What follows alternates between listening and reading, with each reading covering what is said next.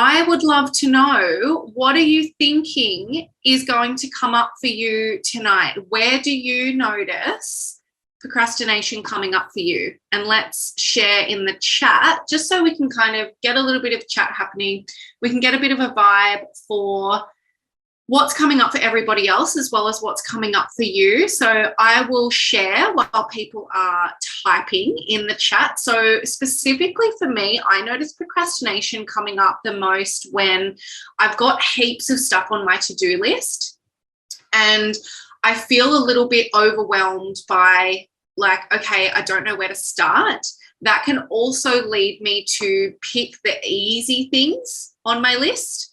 But then that also leaves the hard things till the end of the day. And then I feel like, oh, now I've left it too late. So that's personally for me. Now, other people are noticing outdoor chores, cleaning and house tasks and chores, also household jobs again as well. Bron says, I haven't met anything I can't procrastinate about. I love that comment. Big tasks and things I don't like. Yeah, so that's kind of, yeah, what I was mentioning there as well for me too, Em. Also, yep, that's me. I always leave the hard things to the last minute. So there's a reason why all of this happens, you guys, and we're going to go over exactly that today. And it was interesting when I was making this workbook, I feel like I was also learning as I was going.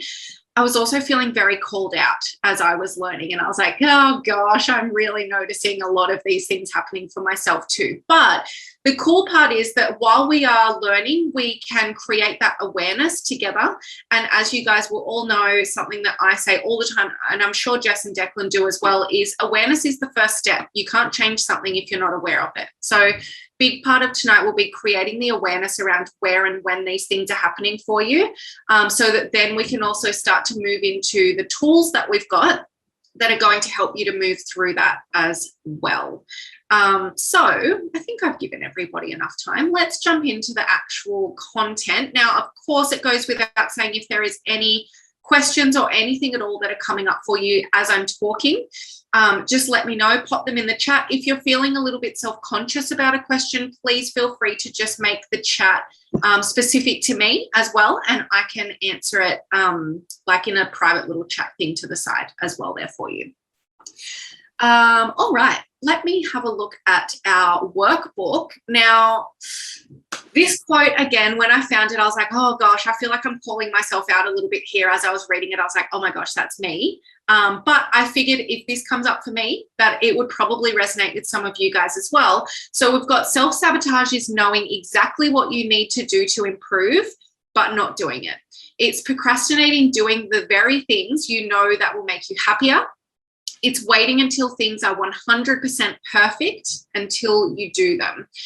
It's remaining in the comfort zone because of fear of failure or the uneasiness of change. Are you a prisoner of your own thoughts? It's time to take responsibility, acknowledge that you have put yourself in this mindset, but you also have the power to free yourself. And I thought that that also really touches on you know, everything that we talk about and teach at BU, that yes, these mindset thinking patterns do come up for us, but that also we do have the power to change them. And I think that's the cool part out of all of this as well. So there was a lot of different things that are touched on in that quote. We've got recognizing what self-sabotage is. We've also got knowing what procrastination is. We touch on in that third sentence there, the perfectionism that we can notice coming up for ourselves as well. And then in that fourth section, we also have our comfort zone and recognizing that change and pushing ourselves out of our comfort zone can feel really uncomfortable sometimes as well. So that's why I kind of thought that really encapsulates everything that I want to touch on with you guys tonight and talk about, because there's so many different aspects that come into things like self-sabotage and procrastination. Now, I know that this workshop is called negative self-talk as well in here. Now, what I found while I was doing a lot of my research for this was, you know what? Negative self-talk is actually a whole workshop within itself. So we are going to be touching on it today, but the actual tools and ways to really dive deeper into specifically negative self-talk, I'm going to be doing another workshop for you guys so we've got March, and the March calendar's done. So April, there's going to be a negative self-talk workshop that's going to be really specific to that. So today is more so going to be about just creating that awareness, because a lot of the time self-sabotage looks like negative self-talk with a lot of the things that come up for us. So we're going to be really working hard on identifying what that looks like and feels like for you. And then hopefully some of the tools that we talk about are going to help you to move through that as well. So let's have a look at the first page. Now, I've had a few extra people that have joined. So before I jump into the actual content, does everyone have the workbook? Does anyone need me to send the workbook through and the link? No, looks like everyone's good. Okay, beautiful. So let's have a look at the first step. Like I said, we want to create awareness first. This is our most important part here. So I've got some definitions for self-sabotage and for procrastination so that we can start to get familiar with what the differences are between the two. So basically what we've got here for self-sabotage is it is when you undermine your own goals and values. Now, these can be big goals. So it can be like, okay, by the end of like in 6 months' time, I would like to have achieved this goal. Or we can also look at a small goal, exactly like you guys are noticing, like doing the household chores, like doing the work that you want to be getting done outside. It's the big things and the small things as well. It's acknowledging that there is something that you genuinely want and that you believe is good for you, again, big or small scale, but then you do things that directly conflict with that goal. So there's two different aspects that come into self-sabotage here. It can be conscious. So things like knowing that you need to cook dinner, but also sitting and scrolling on your phone instead because that feels easier or feels maybe more convenient or comfortable for you at the time. But it could also be unconscious. And so an example I've got for that one is potentially withdrawing from a relationship when problems arise because of fear of previous relationship patterns. So again, we can look at how our brain is kind of going back to previous examples or previous memories or evidence, as I like to say, of like, oh, this has happened for me before. I've felt this feeling before. I don't really want to feel this feeling again. So I'm going to unconsciously self-sabotage or move myself away from this because it doesn't feel good. It doesn't feel comfortable. So the unconscious one is probably a little harder to work with because sometimes it means that you do need to call yourself out a little bit. The conscious one is generally those things where you're like, oh, I see where I've gone wrong here today. I can see what I've done to myself. I've put myself in this situation here where I'm feeling overwhelmed, or when I'm recognizing that there's other things I could have prioritized with my day that I kind of chose not to. So that's our self-sabotage aspect that we have. Now we want to also look at, well, what's the difference and what is procrastination? So procrastination is the action of unnecessarily and voluntarily delaying or postponing something despite knowing that there will be negative consequences for doing so. So when we're thinking about the negative consequences, these can be physical consequences, or they could also be mental or feelings related consequences as well. So we can look at a negative consequence feelings wise could be, I know that if I don't do this thing, I'm probably going to feel really overwhelmed or stressed, but I've actually still chosen to prioritize other things and to push other things back as well.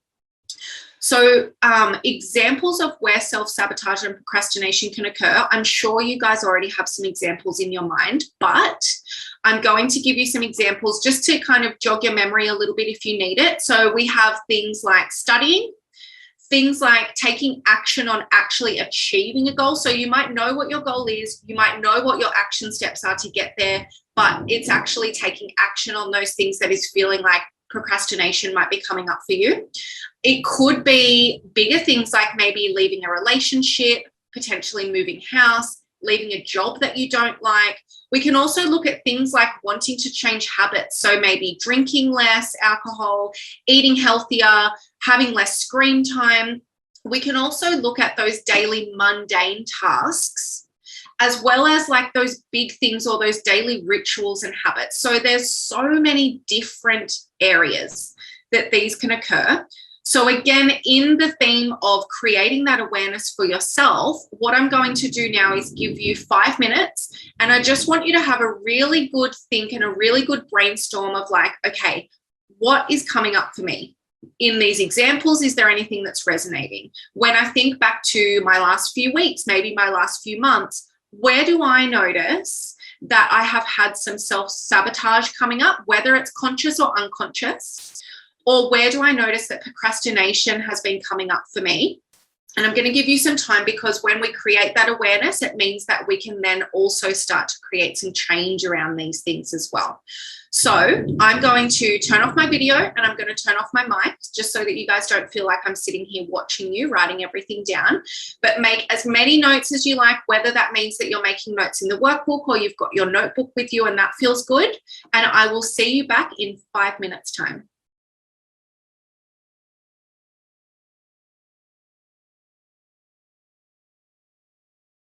Okay, guys, welcome back. Now, if you would like to leave any of your answers that came up for you in the chat, please feel free. Like I said, I know that sharing helps maybe sometimes other people to like, for something to jog in their brain of like, oh yeah, I noticed that within myself. But it's also just nice to get some conversation happening between you guys as well. So if there's anything else outside of what you were already noticing in the chat before coming up specifically for you, definitely let me know. And pop it in the chat so we can see what's coming up for everybody. Now, let's have a look while that is happening. Let's have a look. I'm going to talk you through the next page, because this is the part for me when I was doing some research for this that I found really interesting, and that I think, as I've spoken to a few of my clients about since I've done this, is things that they really notice coming up for them as well. And I've also, this is kind of a little information heavy, so I've also got some simple examples that will go with this as well, so that you can kind of recognize, oh yeah, okay, I see how that works actually in a real life scenario. So we've got 2 different areas of the brain that affect self-sabotage and procrastination. So basically these 2 areas come together, and when they come together and they're working together, they are creating your self-sabotaging behavior and your procrastination. So on one area, we have our limbic system. So what our limbic system does, this is our reptilian brain. So it's our emotional, like fight or flight response. It's our survival responses and our behavior. So it's things like knowing, oh, I'm hungry, I need to eat food. It's things like keeping an eye out for danger, keeping yourself safe. It's things like our reproductive needs, caring for our children, like caring for our friends and family, having those real emotional connections and responses. So that's our limbic system that we have here. Now, of course, if you feel like you want to make any notes, if there's anything that kind of is coming up for you as I'm talking, there's a little section there as well. Now, the second area of the brain that comes into our self-sabotage and our procrastination is our prefrontal cortex. So this is our logical thinking. It's our planning.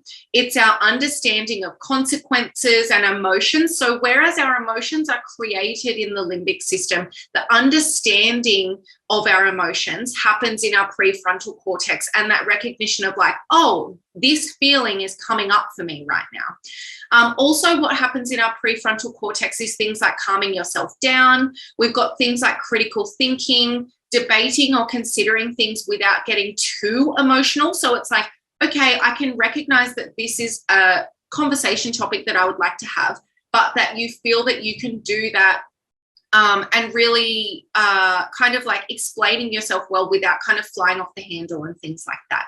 So in our emotional side or our limbic system, we've got things like we will notice common sayings like I don't feel like it or I don't want to will be things that come up which is leading us to then either self-sabotage or procrastinate. Then with our prefrontal cortex and our logical brain, we've got things like thoughts like I need to do this, I should be doing this. So you can see the difference between the two. Now, the example that I've got is really simple. Let's have a think about getting out of the shower, especially if it's the middle of winter, okay? So your logical brain, oh my gosh, there's a thunderstorm, you guys, and I really hope that my lights don't go out for you, or I've got full charge on my laptop, so we're just going to be running off a very dark room with a laptop shining in my face. Okay, so we've got our logical brain. We're in the shower, and logically you're thinking, all right, let's get out of the shower. I've got other things that I want to be doing today. If you wait too long, and I'm going to teach you how long is too long in a minute, but if you wait too long, your emotional or your limbic your limbic system kicks in and is like, hang on a second, but this is nice. I want to stay in here. It's really nice and warm. I'm relaxed. Why would I want to get out? And so you can see what's happening where you've got that logical thinking of like listing the things that you've got to do for the day, or maybe if it's the afternoon and you're having a shower later in the day, there's still some other things that you'd like to be getting done for that night. But then the emotional side kicks in where it's like, hang on, but this is nice. I like this. I don't want to get out. I don't feel like getting out. And so what we actually start to notice is our decision making, whether it's choosing to make the decision to take action on something, or it's choosing to not take action on something, it's actually emotional. Yes, your logical brain does come into play, but what we want to focus on here is really our emotions, what we feel like doing. Because at the end of the day, if you don't feel like doing something and you're not really bringing in that sense of discipline or the awareness, you're not going to do it, right? So some other examples could be things like getting out of bed, maybe not scrolling on your phone. It could be putting your shoes on and actually getting out of the door and going to the gym. Could be things like we've already noticed as well, cleaning the house, studying, doing an assessment, all of that kind of stuff. So there's a lot of different examples, but what I really want you guys to be thinking about here is, okay, yes, I've been able to create awareness around some things that I notice I procrastinate on, or that self-sabotage is coming in, but how does this actually play out for me? Now that I know that these two different areas of the brain are happening, what do I notice happens? So I'm recognizing, yep, this is something that's on my to-do list, or it's a goal that I have, or an action that I would like to be taking. So we've got our prefrontal cortex and our logical side, but then we've also got, if we wait too long, which, surprise, it's 5 seconds. So if you wait more than 5 seconds, your limbic system kicks in, the emotional thoughts start to come up, the feelings start to come up for you, and that's what we start to buy into instead, when we're not aware of it. So hopefully after tonight, you guys can recognize the two playing together and you can start to call it out. So I'm just going to give you a few minutes. I want you to pick one of your examples or a few of your examples if you want to, and actually think about, how does this play out for me in real life situations here? So I'm just going to give you, what's the time? I'll give you like 3 or 4 minutes. It shouldn't take too long. And of course, if you've got any questions, just let me know, pop them in the chat.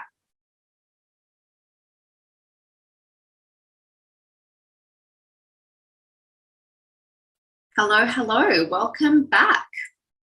So hopefully you're feeling like there was enough time for you to work through that. It was kind of a little more of a deep dive into the awareness aspects as well. So now we've created all of this awareness. You can see what's happening for you. You've got some more understanding around what's actually going on in your brain when these things are happening. Let's have a look at some of the reasons that self-sabotage and procrastination can happen, because it's all well and good to actually recognize, all right, I can actually kind of play it out and see like, yeah, I really resonate with that, or I notice that actually happening. But there is some other reasons that come into play that we can really start to buy into some of these behaviors as well. So there's 6 of them. I'm going to touch on what all 6 of them are, and then I'm going to give you guys probably about 10 minutes to actually probably only 5 minutes to consider, okay, which is really standing out for me for these ones specifically. So reasons that we've got, number 1, you've got too many options. So in a real life example, this could look like doing a big brain dump of your to-do list. And let's say you've got 15 things on there. And then you're like, oh gosh, okay, now what do I focus on? Like, now there's so many things. That in itself can feel overwhelming. That in itself can lead to that procrastination, because it's like, now I've got too many things to focus on. I don't know where to start. So this is a good one to notice if you recognize that when you've got a lot of different tabs open in your brain, when there's a lot of different things to be focusing on, if that's something that makes you feel overwhelmed or stressed, that's a good sign that too many options is a trigger for procrastination and self-sabotage to happen for you. So these are kind of the triggers that you can notice within yourself. The next one that we've got here is perfectionism. So you might really be focused on trying to get things right, maybe the first time. Maybe it's, having that set of high standards for yourself, whether that's in your personal life, whether it's in your career and your work life, whatever it is. Having high standards for yourself and being a high achiever, it's not necessarily a bad thing altogether. But what we want to look at is the limiting behaviors that can come from this and the feelings that can come from this. Perfectionism and wanting to get things right can lead to that feeling of really closely related to black or white thinking for a lot of us of like, okay, well, if I'm not going to, say, for example, you've got a task that you know is going to take you an hour. Maybe you don't have an hour of time to prioritize that thing for the day. You've got half an hour or you've got half the amount of time. And so in your mind, you're then like, well, I just can't do it today. Is it not better to work on that thing for half an hour than to not work on it at all? So our perfectionism and black or white thinking can work really closely together as well. They can be separate. So perfectionism and having those high standards, that black or white thinking of like, I'm either all in or I'm not in at all, and not having that middle ground of like, well, what would it look like if I just spent 10 minutes on this thing today or 15 minutes? Rather than focusing on the whole entire goal. Again, that might be something that makes you feel overwhelmed, and overwhelmed could be a feeling that leads to procrastination. So another one that we've got is you might be scared to lose what you have. So this one is linked to, remember I was talking before about change and moving out of our comfort zones. So maybe you feel like, for example, you're in a job that, like, someone might be in a job and the pay is really comfortable and it helps them to live a certain lifestyle that they enjoy, or they know that their bills are paid. You might be scared to lose that, because then it's like, well, what does my safety and security look like outside of this as well? So the key with this one, kind of in the tools that I'm going to talk about as well, but the key with this one here is to recognize, is there other ways that I can satisfy this thing that is being met by whatever it is, whether it's my career, whether it's a certain relationship, friendship, all that kind of stuff. What is it that makes me feel safe and comfortable in this situation here? And is there any other ways that I am able to get that? Do I have other options? Again, with our black or white thinking, can I look outside of the box here and meet the needs that this thing meets for me currently? Now, our second last one that we've got is that maybe there is no past evidence or proof. So your brain is really good at looking for past examples or memories. So going back through time, whether that's yesterday, whether it's last week, whether it's months ago or years ago, if there is no evidence of you successfully completing one of these tasks that you're procrastinating on, or if there is no evidence that it has worked well for you or that it has felt good, because remember, we want to really be focusing on the feelings, then your brain is kind of going to be like, well, I'm in a bit of a limbo here. Like, I know you're telling me that I should be doing this thing or that I need to do this thing, but I've also got no evidence to back it up of why. That's important to me here as well. So either with this one, we can specifically look for past evidence, because maybe you're generalizing and actively cutting things out from your memories, or we can be okay with the fact that I actually don't mind that I don't have any past evidence or proof here. I'm going to actively work on creating that right now for myself. And then our last one, which is actually what my workshop is on next week, is being worried about what other people think or feel. And sometimes when we're overly worried about what other people think, what their perspectives are going to be, their opinions, or maybe we might be worried about potentially hurting somebody else's feelings, that can lead to you self-sabotaging or you procrastinating on doing something, maybe having a certain conversation, having a meeting at work, all that kind of stuff, because you spend time worrying about other people just as much, sometimes if not more, than how you feel and how you think, what you think and how you feel. And so there's a few of the different tools that I'm going to touch on that are going to help you with that one specifically, but with all of these.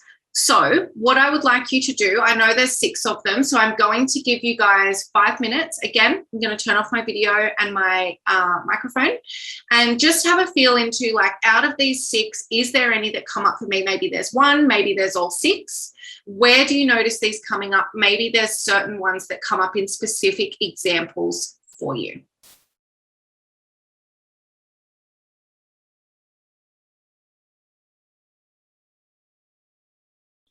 Welcome back.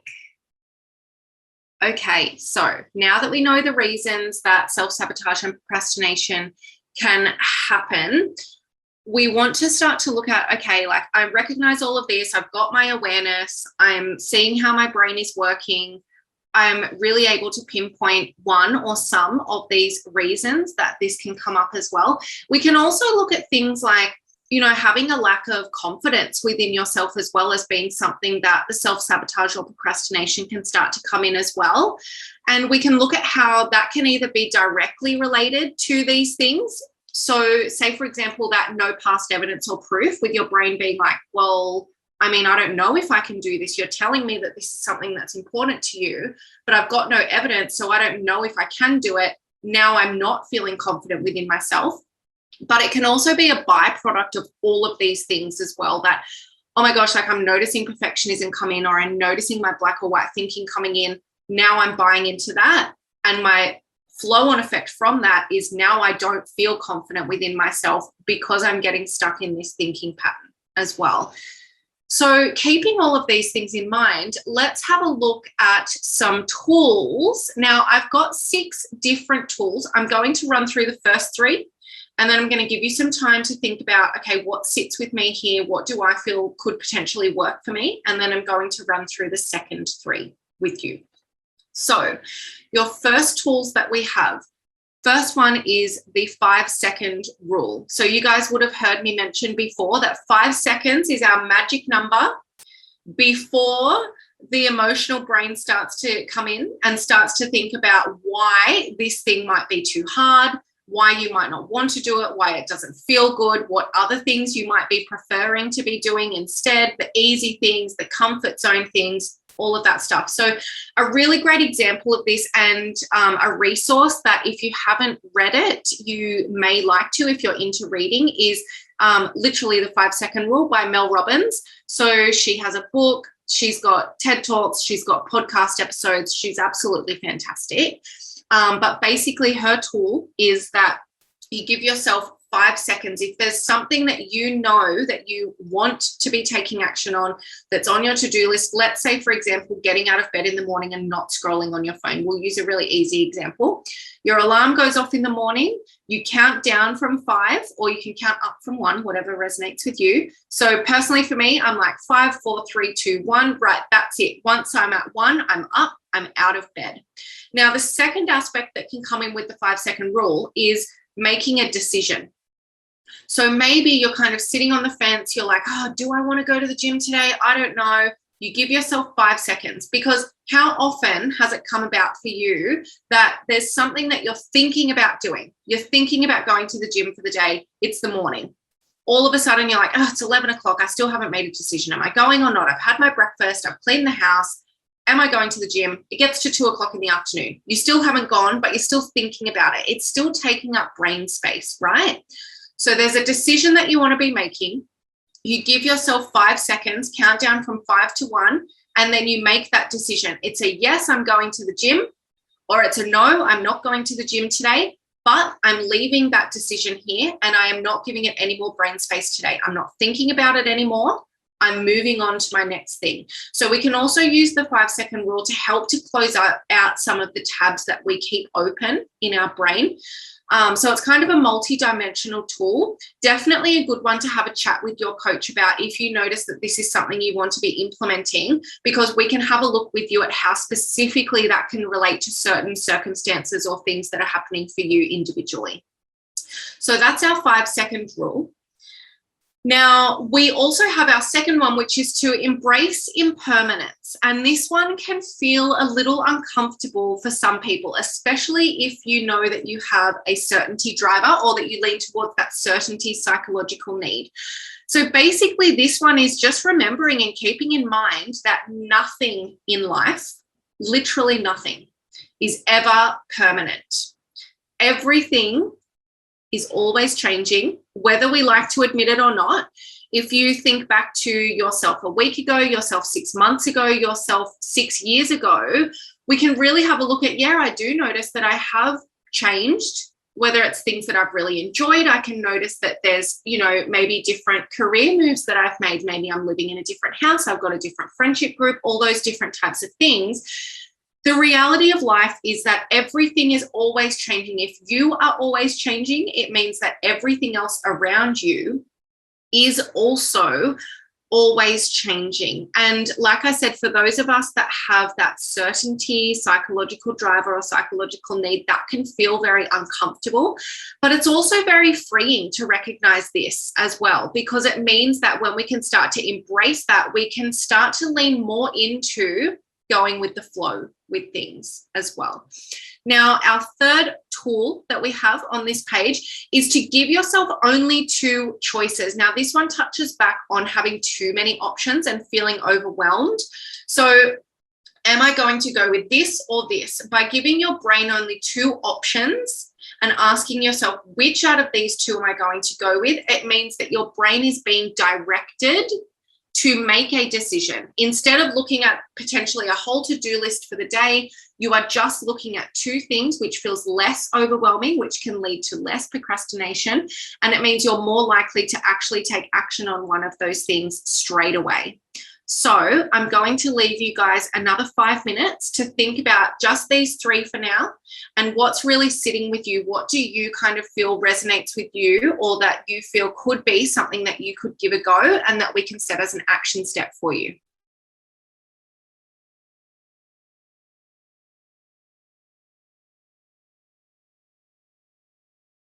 Hello, everybody. I'm back.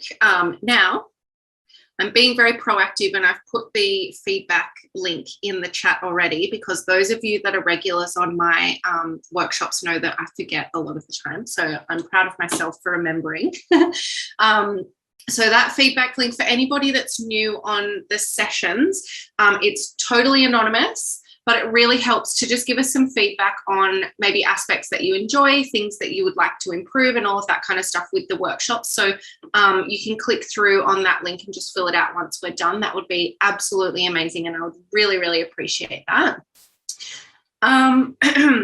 Okay, let's have a look at our last 3 tools that we have. So our first one that we have is accepting uncomfortable emotions. Now, this one can kind of be related to embracing that impermanence as well, because our uncomfortable emotions are also impermanent, as well as our emotions that we want to be feeling more of are also impermanent. So accepting that there is going to be times when uncomfortable feelings do arise. They're normal. You're human. They're supposed to be there. You're meant to feel these feelings. And as much as they're not ideal, and as much as obviously we don't want to be walking around feeling frustrated and angry and sad and, all of those really big feelings like maybe feeling anxious and all that kind of stuff, yes, they're not ideal. And we know that we don't want to be feeling them all the time. They are still going to come up from time to time, and it's very normal. So if we can lean into that acceptance part. Now, remember, and I'll pop this in the chat for you guys as well, that when we're thinking about acceptance, we're really thinking about, rather than acceptance of situations, because there is going to be things that happen in life that don't feel acceptable. What we want to focus on is the acceptance of the feeling or the emotion. So the definition I have of acceptance for you is accepting where I'm at the moment, but still having a goal towards where I would like to be, or we can also look at that as how I would like to feel. So when I pop you guys on mute in a minute to work through these, I'll pop that in the chat as well, in case that's something that resonates with you that you would like to write down. So just leaning into that and remembering that it's okay for me to feel these feelings. It doesn't mean that I have to sit in this emotional feeling for the rest of the day or the rest of the week. There is things I can do to move through it. But first of all, the most important thing is that I just accept it and feel into it and maybe question, why is this coming up for me right now? Now, our second tool that we have on this page is remembering that you actually cannot please everybody. It's not your responsibility to please anyone except yourself, actually. So this one really comes back to remembering the things that are within your control. And within your control, you have your feelings, your behaviors, your perspectives, and your physiology. So when we remember those 4 things that are within you, it means that everybody else's actions, feelings, behaviors, perspectives, opinions, they are outside of you and you cannot control them. As much as you can try and work to potentially please other people that are in your life, it means that remembering as well, it's not possible to please them all the time. You can't please everybody, and placing that pressure on yourself is really, really hard to do. So just remembering that and bringing that thought back to, okay, raft in the river here. And if you haven't learned raft in the river concept, let your coach know, because we can walk you through it. Raft in the river concept of like, what is within my control here? Is this within my raft, or is this in my river and I'm trying to control something that's in my river at the moment? And then the third thing that we've got on this page is just getting clear on what is it that I'm actually worried about here, or what is this touching on for me that feels uncomfortable. So a lot of the time, again, this kind of touches on this you can't please everybody aspect. When we do try to people please, or when we're thinking about other people, we're really considering and putting a lot of attention into, well, what do they need? How do they feel? And how can I satisfy that for them? Let's bring it back to you. What do you need in this situation? What are you actually worried about happening? And how can we actually focus on that and work on that? Because that's so much more empowering. And again, that brings that control back to you as well. So with all 3 of these, I'm going to give you guys another 5 minutes. And then what we're going to be working through at the end is just our key takeaways. So the 3 things that have kind of really sat well with you in this, and that you feel like, I really needed to hear that. That's something that I would like to take on board. So just focusing on those last 3 tools for now. And if there's any of those that kind of sit with you, and I'm going to leave that definition of acceptance in the chat for you guys as well.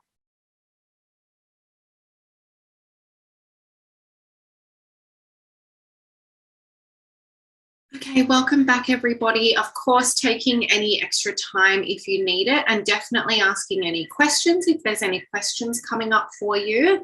But just taking the last few minutes as well when you're ready to go through and just think about, okay, like there's obviously a lot of stuff that we've touched on. We've gone through the definitions of procrastination and self-sabotage.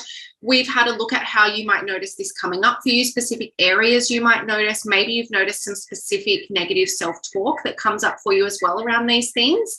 And then we've also looked at what areas of the brain this is controlled by, and 6 different tools. So there's heaps of information in this workshop. Now, as much as I would like to say that you're going to be able to remember absolutely everything, you're not, and that's okay.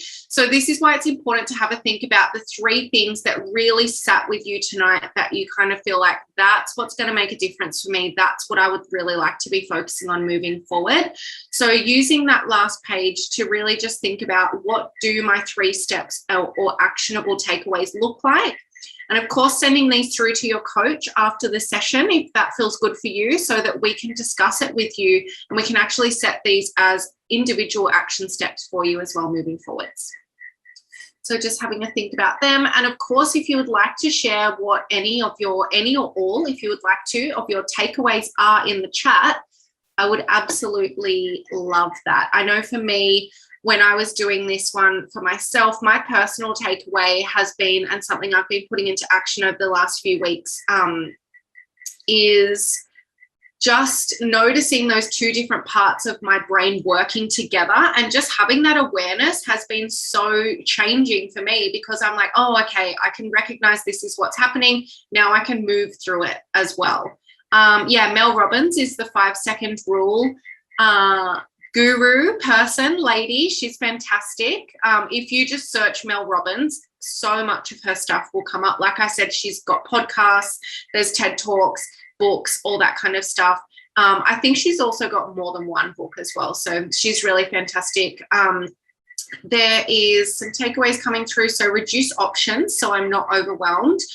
One thing I noticed that I didn't mention was being just lazy as a reason for procrastination. I often think I'm just being lazy.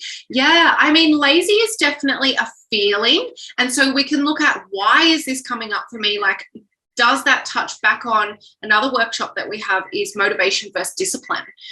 So what would it look like for me to bring in discipline on those days that I am feeling a bit lazy, and remembering that motivation is a feeling. It's going to ebb and flow. There's going to be some days that you wake up and you're like, yeah, I'm going to do all the things and I'm going to smash out my to-do list and I'm feeling really pumped and really motivated. And we love those days. Those days are great. But like any other feeling, like we've also touched on, that is going to ebb and flow. And there's going to be some days where it's like, I actually don't feel motivated. And that's very normal. And so to bring in that discipline then of like, well, what's my why behind these actions that I would like to do? And can I reconnect back to that why, so that I can move past this and bring in my discipline instead? So that's a really good point. Thank you so much for bringing that up, Jo. Let's have a look at some other takeaways that are coming through. Don't focus on accepting the situation. Focus on accepting the behavior. Simple but big for me. Totally agree with that one, Amy. That's a really big game changer for me too. Also, it takes 5 seconds for the limbic system to kick in. And surprised that some of my big life decisions were actually self-sabotage. Oh, I can't wait to talk about that in our next session. I'm intrigued by that one. So some other takeaways: you can't please everyone. Yeah, definitely. And I think so Jess has a people-pleasing workshop that is available to rewatch as well, if people-pleasing was something, as I was talking, that you were noticing coming up for you as well.